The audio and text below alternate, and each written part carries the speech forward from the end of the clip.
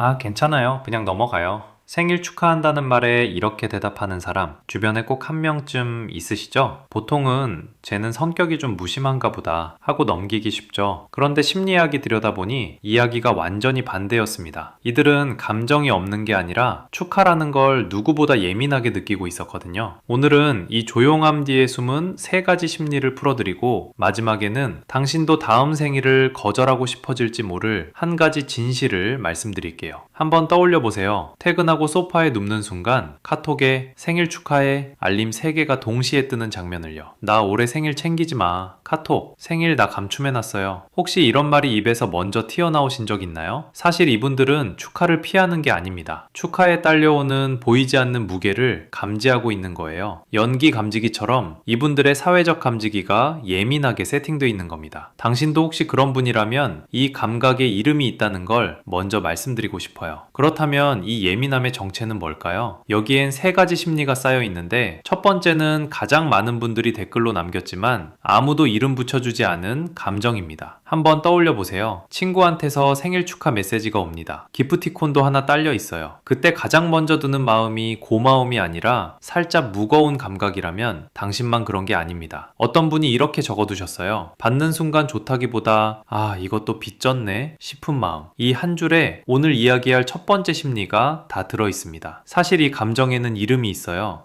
1960년에 미국 사회학자 엘빈 굴드너가 호혜성 규범이라는 개념을 발표합니다. 인간 사회는 받으면 갚는다는 암묵적 계약 위에서 굴러가고 이 계약을 어길 때 우리 마음에 자동으로 죄책감이 켜진다는 겁니다. 그러니까 친구가 보낸 스타벅스 기프티콘은 단순한 호의가 아니에요. 거기엔 보이지 않는 영수증이 한 장 붙어 있습니다. 따뜻한 마음인 동시에 언제 갚을지가 적힌 작은 계약서인 거죠. 카톡 생일 알림이 뜨는 순간 우리 머릿속에서는 무의식적으로 가계부가 펼쳐져요. 작년엔 제가 나한테 뭘 보냈으니까 올해 나도 그 정도는 해야겠다. 이 계약이 한 장 한 장 쌓이면 어느 순간 축하는 기쁜 일이 아니라 관리해야 할 거래가 됩니다. 그래서 또 다른 분이 이렇게 쓰셨어요. 내가 축하받으면 남 생일도 신경 써야 해서 그냥 알림 다 꺼버렸어요. 이건 무심해서가 아니에요. 밀린 카드 명세서가 무서워서 우편함을 아예 열지 않는 것과 똑같은 심리, 호혜성 피로입니다. 그리고 여기서 중요한 이야기가 하나 더 있습니다. 2003년에 나오미 아이젠버거가 사이언스지에 논문을 실어요. 게임에서 따돌림 당할 때 뇌를 찍어봤더니 손가락을 다쳤을 때 반응하는 부위에 똑같이 불이 들어왔습니다. 사회적인 거절이 뇌 안에서는 실제 통증과 같은 회로를 쓰고 있었던 거예요. 그러니까 빚졌다 하는 감각은 말장난이 아닙니다. 당신 뇌가 진짜로 통증처럼 처리하고 있는 신호예요. 당신이 예민한 게 아니라 뇌가 정상적으로 작동하고 있는 겁니다. 그런데 여기서 이상한 점이 하나 있어요. 이분들, 내 생일은 그렇게 피하면서도 친한 친구 생일은 달력에 꼭 표시해 두거든요. 왜 그럴까요? 두 번째 심리가 바로 그 모순을 설명해 줍니다. 한번 떠올려 보세요. 어릴 적엔 생일 전날 밤에 설레서 잠을 설쳤던 기억 다들 있으시잖아요. 그런데 언제부터인가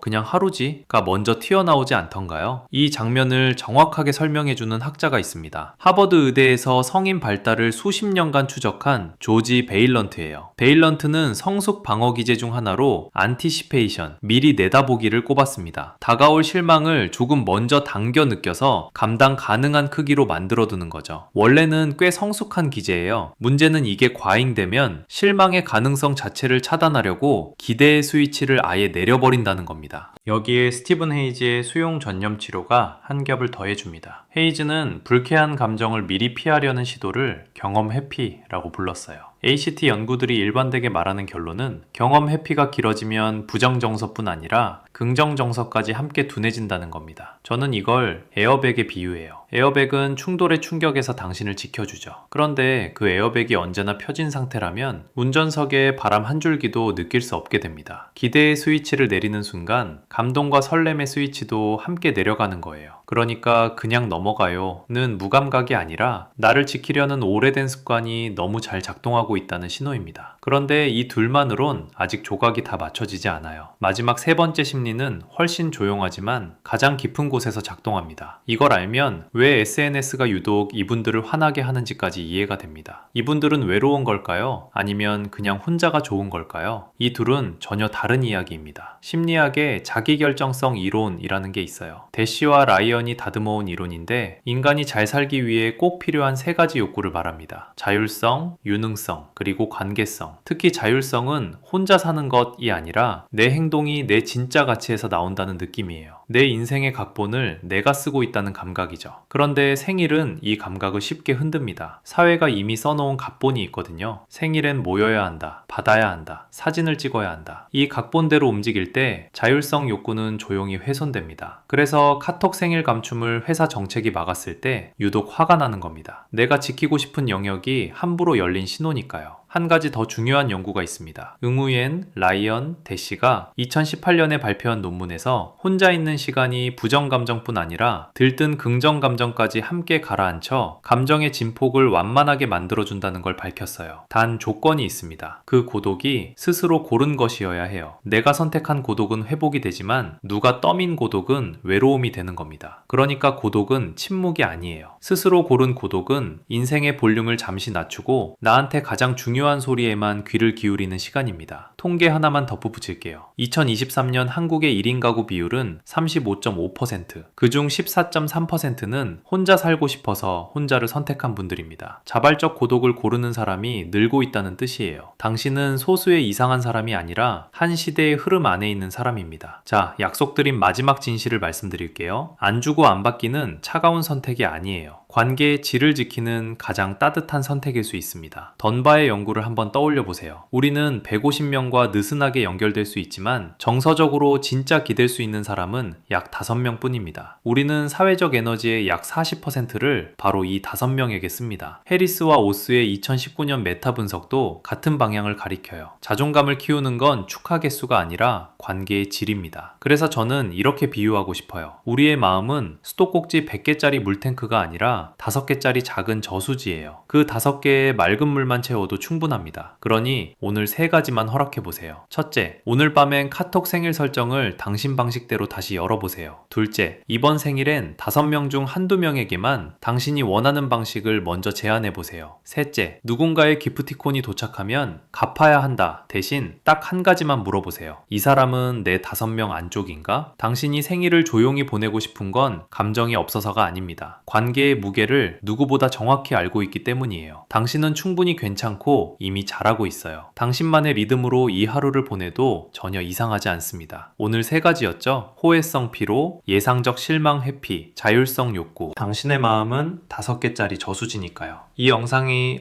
내 얘긴데 싶으셨다면 댓글에 당신이 생일을 조용히 보내는 이유를 한 줄만 남겨주세요. 다른 분들도 나만 그런 게 아니구나를 느끼실 수 있게요. 그리고 다음 생일에도 당신만의 리듬을 지키고 싶다면 구독과 좋아요로 이 조용한 흐름을 함께 만들어주세요.